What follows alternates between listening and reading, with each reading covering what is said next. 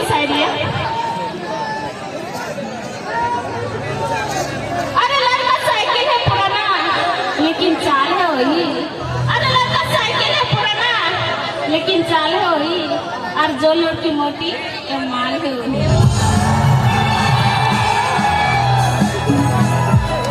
और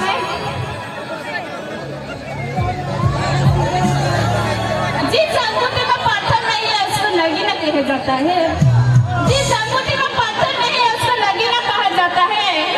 और जिस लड़का प्यार करके छोड़ देता है उस लड़का को कहा जाता है कमीने। चलो